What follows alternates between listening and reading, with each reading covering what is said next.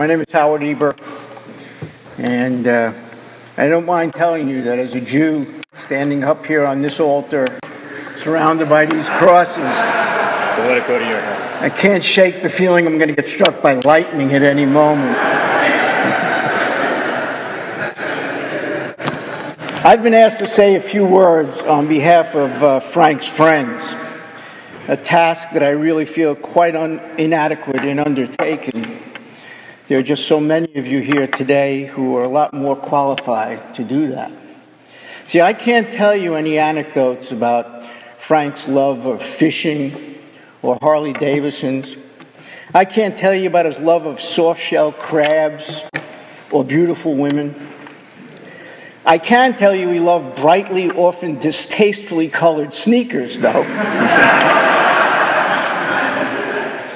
I can't even tell you what an avid, passionate lover of books Frank was.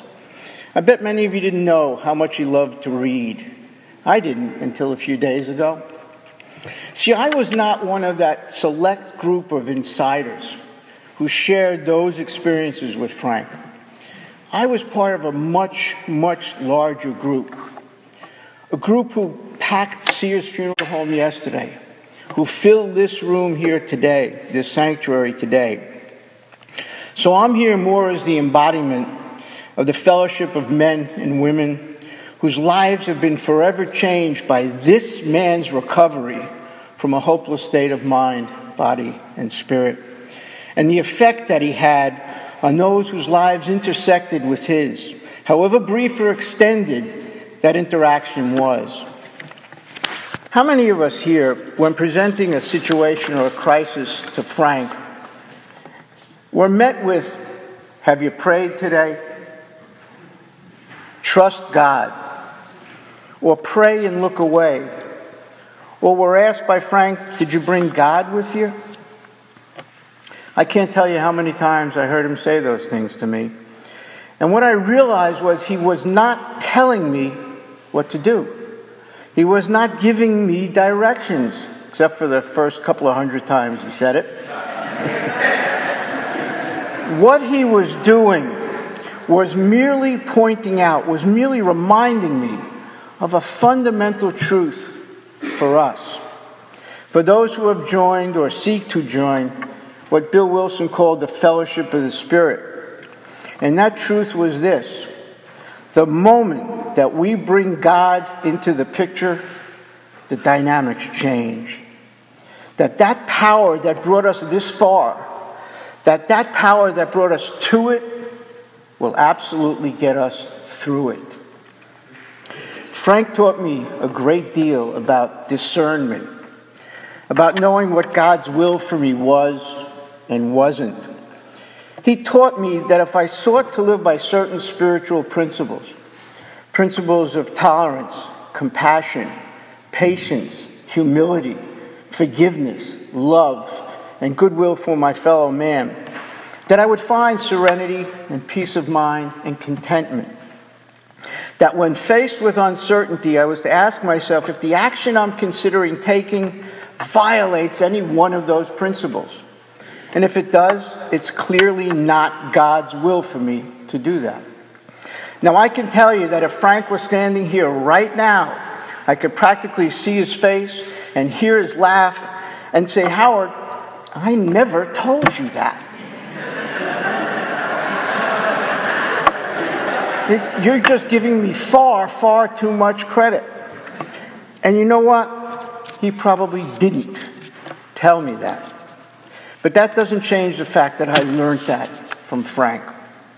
See, Frank was a great teacher who taught less through words than through actions.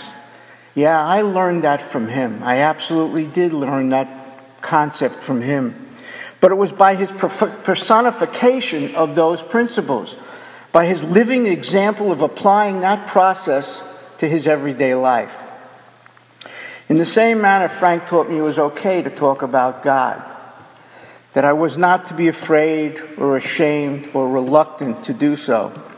You know, Frank and I came from very different religious backgrounds. But in all of our years together, he never mentioned his religious beliefs. We talked a lot about spirituality, that it was not about where or how you found God, but about the vital necessity to find and rely on that power. Frank taught me to be mindful not to let the cost of today's serenity become the source of tomorrow's pain. Now, over the last year or so, in seeking some degree of serenity in my life, I've made some questionable decisions. But he never told me what to do, and he never judged. He just said, I'll love you whatever you decide to do, but I don't want to see you suffer, and I don't want to see you get hurt. And when those things turned out to be the case, he was there for me. He was there telling me not to look back, to look forward, and most importantly, to put all my energies into working with other addicts and alcoholics. Or he'd say, and I'm sure you've all heard this, go do something nice for somebody and don't get found out. Right? Another one of my favorite Frankisms is serenity is the quiet lull between disasters. Now, every time I'd attribute that to him, again, he'd quickly smile and deny it. He'd say, no, I got that one from you. And I tell you that just as sure as I am standing here today, it was he who gave it to me. He just didn't remember saying it. And the point is, that's how pure and humble a vessel for carrying God's message Frank was, that he could convey it and not even realize he was doing it. Every May at our home group, Recovery on Park Avenue, I'd have the honor of presenting Frank with his anniversary coin. And I'd always point out that if I were to go around the room, that just about each and every person there, without hesitation or thought, could tell of a way in which he deeply, not casually, deeply affected their lives. And then I'd just watch as everyone would smile and nod, very much the way some of you are doing right here, right now. He was our George Bailey. Remember the Jimmy Stewart character in It's a Wonderful Life? That was him. That was our George Bailey. He touched so many different lives in significant, profound, not casual ways. Frank had the ability to make anyone, everyone, feel like an immediate friend. Joe G. told me that it was his ability to be present, that it was all in his eyes, the way he'd look at you. You knew he was listening. And despite the fact that he had, by his own estimate, over 40 sponsees, he always had time for the newcomer. I mean the real newcomer. You know, the newbie who thinks that clean time is about the time you spend in a shower?